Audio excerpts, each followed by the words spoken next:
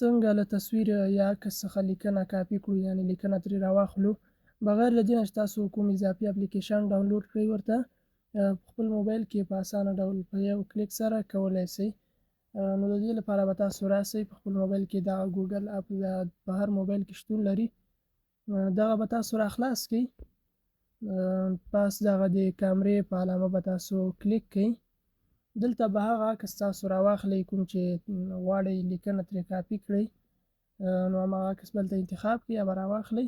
اوس دغه عکس ما راواخیسته. تاسو ګورئ دغه عکس مې راواخیسته. اوس دغلته لیکلي سلیکټ ټیکسټ په دې به کلیک کړئ. دا ټیکسټ به د دې عکس ګورئ ټول سلیکټ شو. نو بیا به دغه کاپي اپشن باندې کلیک کړئ. دا اوس موږ سره کاپي شو.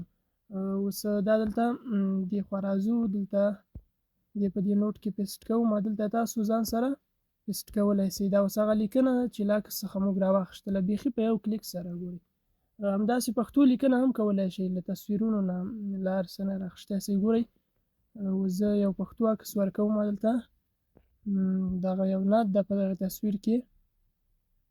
دلته به تاسو بیا دغه سلیکټ ټیکسټ باندې کلیک کړئ. دلته به بیا دا کاپي کړئ.